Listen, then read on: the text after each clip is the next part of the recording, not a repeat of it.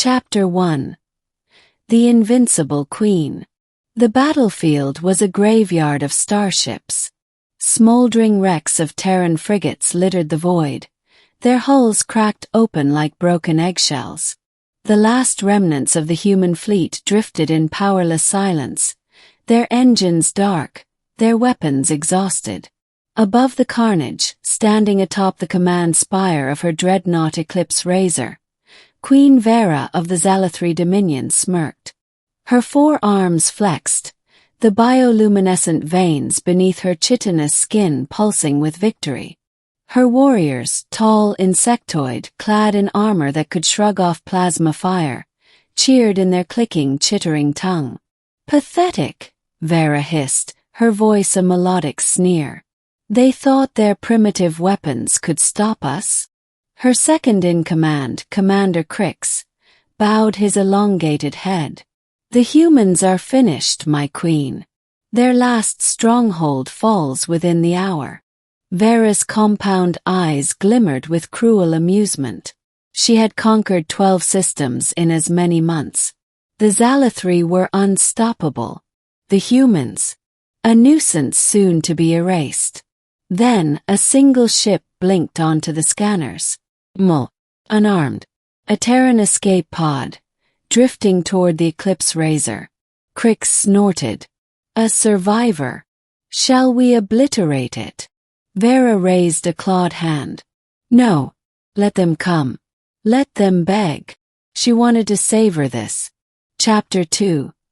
The Last Human. The escape pod docked. The hatch hissed open. Out stepped a single human. Not a soldier. Not some armored warrior. Just a woman. She was small by Terran standards, frail even. Her dark hair was matted with sweat, her jumpsuit torn and singed. In her hands she clutched a weapon. Vera burst into laughter. "Is that what you bring against me?" she mocked. "A pistol." The human didn't answer. Her grip tightened. The weapon was ancient, a relic really. A crude kinetic firearm, the kind humans had used centuries before discovering plasma or railguns. It couldn't even pierce Zalathri armor. Crix chuckled. "Shall I crush her, my queen?" Vera waved him off. "No. I want to see her try." The human raised the gun. Vera sneered. "Go on. Shoot." The human pulled the trigger. Chapter 3. 60 Seconds of Hell.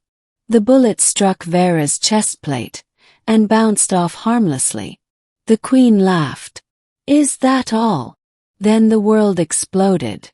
A shockwave of blinding light erupted from the impact point. Vera was thrown backward, her armor cracking.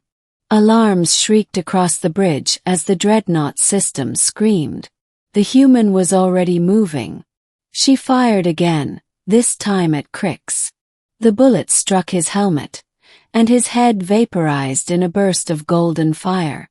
Vera scrambled up, her mind reeling. What kind of weapon was this? The human sprinted forward, ducking under a warrior's swipe, and fired a third shot. The bullet hit the deck, and the floor melted, swallowing 3 Zalathri soldiers in molten metal. Vera's blood ran cold. This wasn't a gun.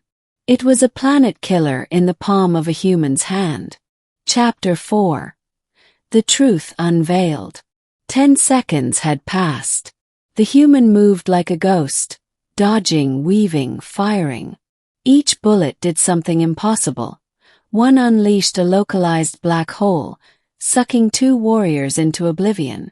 Another froze an entire squad in stasis fields. Vera activated her comms. "All warriors to the bridge. Kill her." The human's eyes locked onto hers. "You don't understand," the human said, her first words. "This isn't a weapon." She fired again.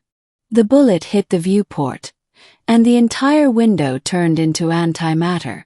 The bridge detonated. Chapter 5. The End of the Queen. Vera was thrown into the wreckage, her armor shattered, her body bleeding ichor. The human stood over her, the gun smoking. 60 seconds. That was all it had taken. What are you? Vera gasped. The human knelt. A scientist. This. She held up the gun. A prototype. A single bullet rewrites reality at the quantum level. We never wanted to use it. Vera's vision darkened. You monsters. The human's expression was grim. No. We warned you. She fired one last time. And the Eclipse razor ceased to exist. Epilogue. A message to the stars. The Zalathri Dominion fell within days. The surviving humans broadcast a message across the galaxy. We do not seek war. But if you force our hand, we will show you what true power looks like. And from that day forward, the galaxy feared the humans. Expanded ending. The galaxy's reckoning. The destruction of the Eclipse razor was not the end. It was the beginning. The Dominion's collapse. News of Queen Vera's death spread like wildfire through the Zalathri Dominion. Without her ruthless command, the warlords turned on each other, fracturing the empire into squabbling factions. The humans, though battered, seized the opportunity. Admiral Elias Vance, commander of the last Terran battle group, stood before the surviving Council of Earth. The holographic displays showed the crumbling Zalathri armadas, their once unstoppable fleets now adrift in chaos. We have one chance, Vance said.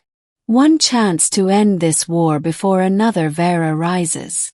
The council hesitated. The scientist, the woman who had wielded the impossible weapon, stepped forward. Her name was Dr. Liana Cade. The quantum destabilizer was never meant for war, she said. But if we don't act now, the Zalathri will regroup. And next time they won't underestimate us. The room fell silent. Then the vote passed. A final strike.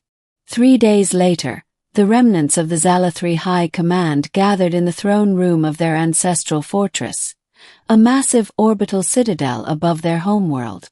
They argued, hissed, and plotted, each vying for power. Then the alarms sounded.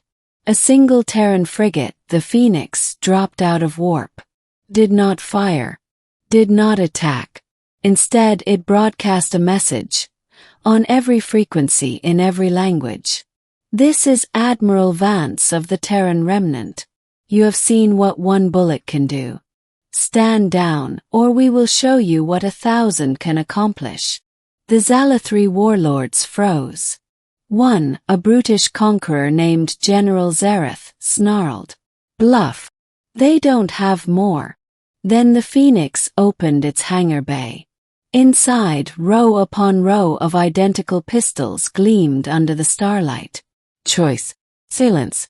Then, one by one, the Zalathri ships powered down their weapons. The war was over. Epilogue. A new dawn. Years later, the galaxy remembered. The Zalathri Dominion was no more. Its territories dissolved, its warrior caste disbanded. The humans, though victorious, did not seek conquest. They rebuilt. They shared technology. They ensured no species would ever face annihilation again. Dr. Cade stood on the observation deck of a new space station, watching the stars. The quantum destabilizer had been dismantled, its secrets locked away. Admiral Vance joined her. You ever wonder if we did the right thing? She smiled. We gave them a choice. That's all anyone can ask for. And as the galaxy turned, the legend of the human who defeated a queen in 60 seconds lived on, not as a tale of destruction, but as a warning. A warning that some weapons should never be used twice.